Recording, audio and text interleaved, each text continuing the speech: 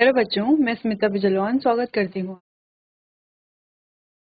आशा करती हूँ आप सभी स्वस्थ होंगे और अच्छे से पढ़ाई कर रहे हो। बच्चों, आज हम पढ़ने जा रहे हैं क्लास 10th की साइंस। और क्लास 10th साइंस में हमारा चैप्टर चल रहा था मेटल्स एंड नॉन मेटल्स, जिसको हमने अपने लास्ट लेक्चर में कंप्लीट कर लिया था। आज हम करेंगे क्वेश्चन आंसर्स। चलिए, तो क्वेश्चन आंसर्स में हम कुछ एमसीक्यू टाइप के क्वेश्चंस करेंगे, कुछ लॉन्ग आंसर टाइप क्वेश्चंस करेंगे, कुछ शॉर्ट आंसर टाइप क्वेश्चन। साथ में हम इनके पीवाईक्यूज करेंगे। पीवाईक्यू यानी कि जो प्रीवियस ईयर क्वेश्चंस हैं, जो आपके बोर्ड एग्जाम्स में आए हुए थे क्वेश्चन। तो वो क्वेश्चन इस चैप्टर से जितने भी पीवाईक्यूज आए हैं हमारे प्रीवियस ईयर्स में, ठीक है, तो वो सारे क्वेश्चन भी हम साथ साथ करेंगे। ठीक है, चलिए तो स्टार्ट करते हैं क्वेश्चन आंसर्स को। उससे पहले मेटल्स और नॉन मेटल्स को आप रिवाइज कर लिए, जो भी हमने पढ़ लिया था चैप्टर में। ठीक है, तो हमने मेटल्स की और नॉन मेटल्स की फिजिकल प्रॉपर्टीज के बारे में बात की, है ना। फिजिकल प्रॉपर्टीज में कई सारे एक्सेप्शनल केस भी थे यहाँ पर, जैसे मर्क्यूरी लिक्विड स्टेट में पाया जाता है, ब्रोमीन भी लिक्विड स्टेट में पाया जाता है, बाकी सारे मेटल सॉलिड स्टेट में होते हैं। तो ये ऐसी बहुत सारी प्रॉपर्टीज हमने डिस्कस की थी। साथ ही फिर केमिकल प्रॉपर्टीज की मेटल्स नॉन मेटल एसिड के साथ कैसे रिएक्ट करते हैं, एयर के साथ कैसे रिएक्ट करते हैं, वाटर के साथ कैसे रिएक्ट करते हैं। मेटल की अकरेंस के बारे में हमने बात की कि मेटल्स को कैसे एक्सट्रैक्ट किया जाता है। तो अलग अलग मेथड है। अगर हम रिएक्टिविटी सीरीज की बात करें तो कुछ मेटल्स ऐसे जो हाईली रिएक्टिव हैं, कुछ जो है जो मीडियम रिएक्टिव है, और कुछ ऐसे मेटल्स हैं जो बहुत कम रिएक्टिव है। ठीक है, तो उन्हें कैसे अलग अलग मेथड से हम उनका एक्सट्रैक्शन करते हैं, इसके बारे में हमने बात की। फिर हमने बात की बच्चों कोरोजन की। कोरोजन कैसे हम अपने मेटल को कोरोड होने से बचा सकते हैं। कोरोजन में हमने अलग अलग टेक्निक्स देखी थी कि कैसे बचाया जा सकता है। जैसे अगर हम आयरन की बात करें तो आयरन को रस्टिंग से बचाने के लिए गैल्वेनाइजेशन प्रोसेस है। इसके अलावा गैल्वेनाइजेशन के अलावा ग्रीसिंग, पेंटिंग, ठीक है, तो ये सभी अलग अलग प्रोसेसेस हैं जिससे हम आयरन में जंग लगने से बचा सकते हैं। इसके अलावा बच्चों हमने कोरोजन में और बातें की थी, जैसे हम अलॉय बना सकते हैं। तो अलॉय भी हमने डिस्कस किया था। जैसे हमने बात की गोल्ड की। गोल्ड यानी कि प्योर गोल्ड होता है 24 कैरेट, लेकिन इंडिया में हम यहाँ पर 22 कैरेट में जो भी अपनी ज्वेलरी, जो भी ऑर्नामेंट बनाना होता है, उसको हम किससे बनाते हैं? 22 कैरेट गोल्ड से बनाते हैं। ठीक है, साथ में जो है हम या सिल्वर या कॉपर हम मिला देते हैं। ठीक है, क्लियर है। चलो, तो ये सारी चीजें हमने चैप्टर में कंटिन्यू कर ली थी, अच्छे से पढ़ ली थी, डिस्कस कर ली थी। अब क्वेश्चन आंसर्स करते हैं। तो यहाँ पर अलग अलग क्वेश्चन है, और क्वेश्चन आंसर के साथ साथ उस टॉपिक को भी हम रिवाइज कर लेंगे। ठीक है, तो विच metal is stored in kerosene. Kerosene का तेल, मिट्टी के तेल में यानी कि कैरोसिन में हम कौन सी मेटल को के रखते हैं। तो कौन सी मेटल को स्टोर कर के रखते हैं बच्चों? जो मेटल बहुत ज्यादा रिएक्टिव होती है, हाईली रिएक्टिव, जैसे कि सोडियम है, पोटेशियम है, ये हाईली रिएक्टिव मेटल्स हैं। इन्हें अगर हम एयर में खुला रखेंगे तो एयर के साथ विगोरसली रिएक्ट करती हैं। ठीक है, कैसे रिएक्ट करती हैं? विगोरसली रिएक्ट करती हैं, हाईली एक्सोथर्मिक रिएक्शंस देती हैं। इस वजह से इन्हें जो है कैरोसिन यानी कि मिट्टी के तेल में स्टोर करके रखा जाता है। तो आंसर देखो, कॉपर नहीं, सोडियम। हाँ, सोडियम क्या हाईली रिएक्टिव मेटल है, इसीलिए सोडियम को केरोसिन में स्टोर करके रखा जाता है। ठीक है, दूसरी चीज ये है बच्चों की जो ये सोडियम मेटल है ये काफी सॉफ्ट होता है। क्या होता है? सॉफ्ट होता है। इतना सॉफ्ट होता है, इतना सॉफ्ट होता है आप उसे भी आसानी से इसे काट सकते हैं। बाकी आयरन, सिल्वर ये अलग मेटल है। Which of the following is non metal. निम्न में से कौन सा नॉन मेटल है? अब देखो, एल्यूमिनियम तो मेटल है, जिंक भी मेटल है, और आयरन भी मेटल है ना। ये तीनों मेटल है, लेकिन सल्फर जो है वो एक नॉन मेटल। अगला है मेटल्स आर जनरली। तो मेटल जनरली कैसे होते हैं? सॉफ्ट होते हैं क्या? नहीं। अब आप कहेंगे कि हमने तो कहा सोडियम सॉफ्ट होता है। हाँ, कुछ एक्सेप्शनल केसेस है, लेकिन अगर हम जनरली बात करें, जनरल प्रॉपर्टी देखें, तो मेटल्स जनरली हार्ड होते हैं। ठीक है, तो सॉफ्ट और ब्रिटल तो नहीं होते, ये वाला ऑप्शन तो नहीं है। Good conductor of heat and electricity, हाँ बिल्कुल, ये हीट के और इलेक्ट्रिसिटी के गुड कंडक्टर होते हैं। पुअर कंडक्टर नहीं, डल नहीं, डल नहीं होते। मेटल जो है सॉफ्ट एंड ब्रिटल नहीं होते, हार्ड होते हैं। कैसे होते हैं? हार्ड होते हैं मेटल्स। चलो, जैसे हमने कहा सॉफ्ट एंड ब्रिटल नहीं होता, पुअर कंडक्टर नहीं होते, गुड कंडक्टर। डल नहीं होते मेटल्स, कैसे होते हैं? लस्ट्रस यानी कि शाइनी होते हैं मेटल्स।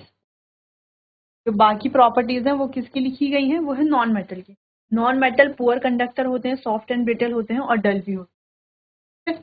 चलिए, तो ये बात हो गई, ये हो गए हमारे 3 क्वेश्चंस। आप एक बार इन क्वेश्चंस को देख लीजिए, फिर आगे बढ़ते हैं।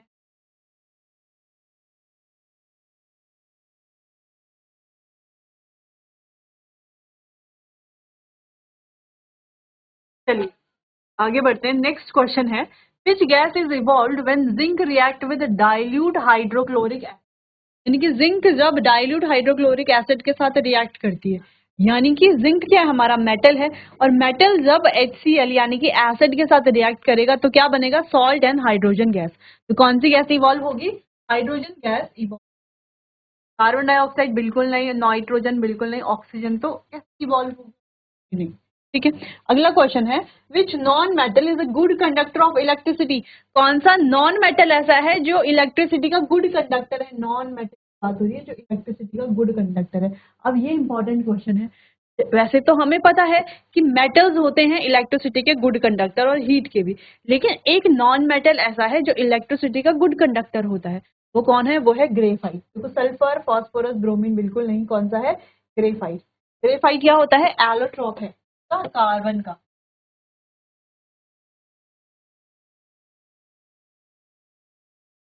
Allotrope of carbon. अगला है, which metal is use in thermite welding. अब थर्माइट वेल्डिंग में कौन सा मेटल यूज किया जाता है, तो ये भी हमने पढ़ा हुआ है। ठीक है, कि थर्माइट वेल्डिंग में कौन सा मेटल यूज किया जाता है। देखो यहाँ पर ऑप्शन है आयरन, एल्यूमिनियम, कॉपर और जिंक। आप अपने नोट्स देख लीजिए कि कौन सा हमने यहाँ पर सॉल्व किया। ठीक है, चलो आगे बढ़ते हैं। विच metal is the least reactive. कौन सा मेटल है जो लीस्ट रिएक्टिव है। अगर हम रिएक्टिविटी सीरीज की बात करें तो रिएक्टिविटी सीरीज क्या है, प्लीज स्टॉप कॉलिंग, या ऐसे कर लेते हैं, please stop calling me a careless zebra, instead try learning how copper saves gold। ठीक है, तो प्लीज क्या हो गया, पोटेशियम, सोडियम, कैल्शियम, मैग्नीशियम,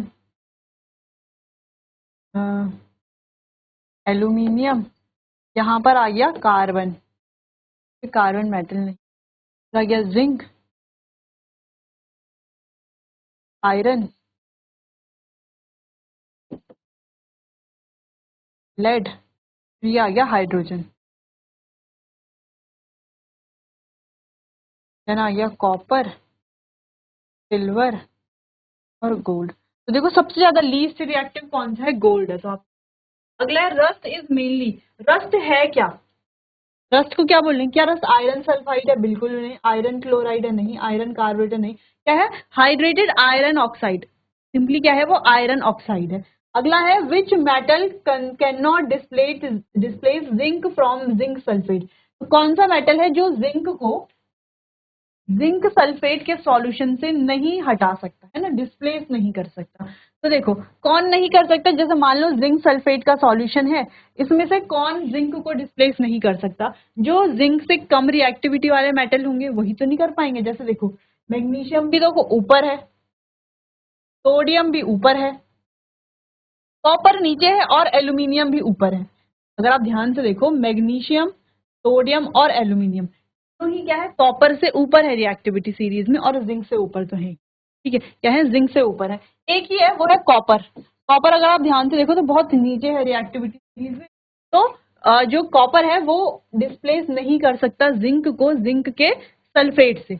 ऐसा क्यों है, क्योंकि हमने पढ़ा है कि जो हाईली रिएक्टिव मेटल्स हैं, जैसे मान लो कोई भी जो हाईली रिएक्टिव मेटल होंगे, केवल वही क्या कर पाएंगे, वही जो जिंक का सल्फेट है या किसी भी मेटल का जो सॉल्यूशन है उसके सॉल्यूशन से उसको डिस्प्लेस वही कर पाएंगे जो ज्यादा रिएक्टिव है, रिएक्टिविटी में उस पर्टिकुलर मेटल के ऑक्साइड या सल्फाइड या सल्फेट से ऊपर है वही कर पाएंगे डिस्प्लेस। ठीक है, जैसे हम बात करते थे कॉपर प्लस Fe, सॉरी, अगर हम इस रिएक्शन की बात करें Fe प्लस CuSO4, तो क्या ये Fe इस कॉपर को डिस्प्लेस कर पाएगा इसकी जगह से? तो देखो कॉपर रह गया यहाँ नीचे और आयरन रह गया इतने ऊपर। तो आयरन क्या है, कॉपर से ऊपर है रिएक्टिविटी सीरीज में, ज्यादा रिएक्टिव है, तो ज्यादा रिएक्टिव आयरन कॉपर के सॉल्यूशन से उसको आसानी से डिस्प्लेस कर लेगा। लेकिन वहीं अगर हमारे पास जिंक सल्फेट का सॉल्यूशन है, तो जिंक सल्फेट के सॉल्यूशन में हमारे पास है कॉपर। ठीक है, तो कॉपर रह गया यहाँ पर, ठीक है, और जिंक रह गया यहाँ पर, यानी कि जिंक जो है वो ज्यादा रिएक्टिव है कॉपर से। कॉपर क्या नहीं कर पाएगा, जिंक को, सॉरी, कॉपर क्या नहीं कर पाएगा, जिंक को उसके सल्फेट से डिस्प्लेस नहीं कर पाएगा। क्लियर है? तो डिस्प्लेस करने के लिए क्या होना चाहिए, वो हमेशा मतलब जो भी मेटल डिस्प्लेस करेगा उसको हमेशा जिससे डिस्प्लेस करना है, जैसे मान लो सल्फेट से, जिंक के सल्फेट से या कॉपर के सल्फेट से जिससे भी डिस्प्लेस करना है, जिस भी सॉल्यूशन से डिस्प्लेस करना है, उसे हमेशा रिएक्टिविटी सीरीज में उससे ऊपर होना चाहिए। क्लियर है? चलो, जैसे हम बाकी मेटल्स यहाँ पर आपको समझ में आना चाहिए, बस यहाँ पर जैसे हम बाकी मेटल्स यहाँ पर देख रहे हैं, मैग्नीशियम की अगर हम बात करें तो देखो हमारे पास जिंक तो यहाँ पर है, मेन जिंक यहाँ पर है। अगर मैग्नीशियम की बात करते हैं तो मैग्नीशियम रह गया ऊपर। ठीक है, देखो सोडियम है, सोडियम तो बहुत ऊपर है। सोडियम के अलावा देखो एल्यूमिनियम है, एल्यूमिनियम भी ऊपर है। तो तीनों क्या है, जिंक से ऊपर है। तो ये तीनों जिंक के सल्फेट से जिंक को क्या कर सकते हैं, डिस्प्लेस कर सकते हैं। लेकिन कौन नहीं कर सकता, ये लेड, ठीक है, ये कॉपर, ये गोल्ड, ये सिल्वर, ये नहीं कर सकते डिस्प्लेस। क्लियर है? तो यहाँ पर आंसर हो जाएगा कॉपर। समझ में आया? तो ये समझ में आना चाहिए, आप नोट कीजिए इतना।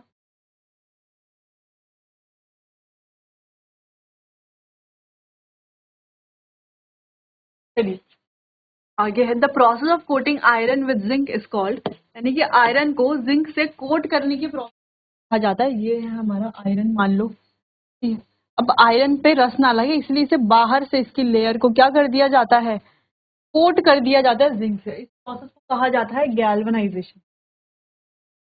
गैल्वेनाइजेशन। अगला है, विच ऑक्साइड इज एम्फोटेरिक, कौन सी ऑक्साइड क्या है, एम्फोटेरिक है। तो ये सिंपल सा आंसर Al2O3 है, एम्फोटेरिक, यानी कि ये बेसिक और एसिडिक दोनों नेचर शो करती है। बात की थी कि जैसे मेटल्स हैं वो क्या करते हैं, बेसिक ऑक्साइड दिखाते हैं, और जो नॉन मेटल्स है वो एसिडिक ऑक्साइड। लेकिन कुछ ऐसे हैं जो बेसिक और एसिडिक दोनों दिखाते हैं ऑक्साइड। यार तो वो कौन से होते हैं, एम्फोटेरिक, जो कि ये है Al2O3। अगला, विच metal is extracted bye electrolytic reduction, electrolytic reduction से कौन सा मेटल एक्सट्रैक्ट किया जाता है, वही मेटल एक्सट्रैक्ट किया जाता है जो कैसा होता है, हाईली रिएक्टिव होता है। तो हाईली रिएक्टिव अगर हम देखें तो सोडियम यहाँ पर हाईली रिएक्टिव है, मरकरी हाईली रिएक्टिव नहीं है। दिख रहा है ना, सोडियम कहाँ पे है, देख सबसे पहले है सोडियम, पोटेशियम के बाद सोडियम है ना। तो सोडियम क्या हाईली रिएक्टिव है। वहीं वहां पर और ऑप्शंस हैं जैसे कि कॉपर है या सिल्वर है, मरकरी है। तो कॉपर आप देख सकते हो, सिल्वर या सिल्वर आप देख सकते हो, मरकरी आप देख सकते हो। तो ये तो काफी नीचे है रिएक्टिविटी सीरीज में। तो ज्यादा रिएक्टिव होता है उसे ही इलेक्ट्रोलिटिक रिडक्शन प्रोसेस से हम एक्सट्रैक्ट करते हैं।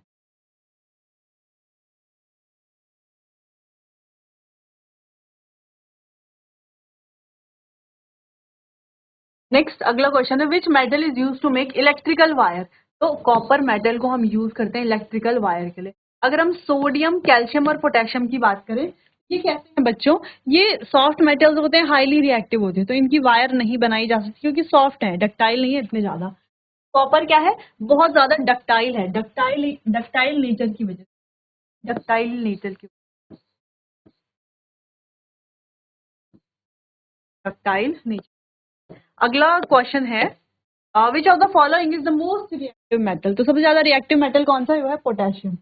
ना रिएक्टिविटी ध्यान से देख, ऊपर क्या है, पोटेशियम। ज्यादा रिएक्टिव कौन सा मेटल है,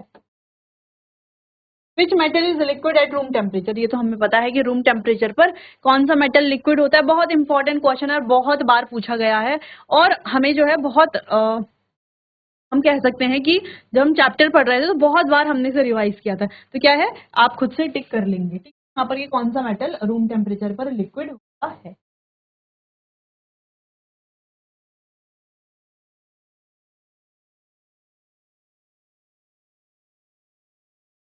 आगे बढ़ते हैं।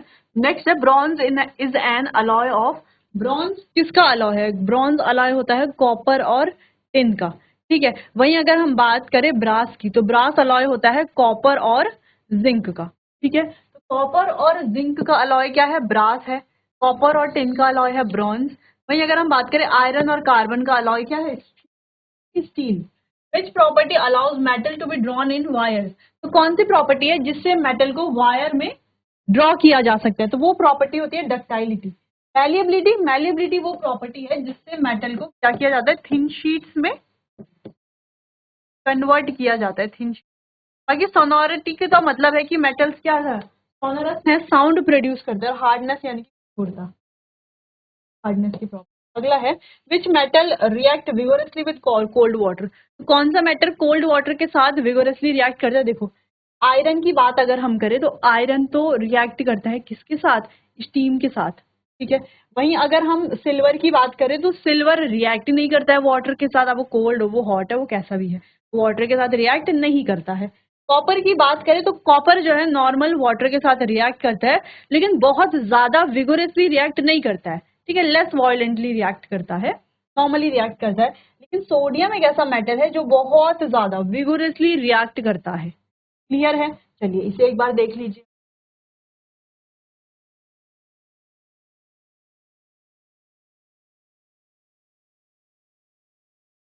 चलिए आगे बढ़ते हैं।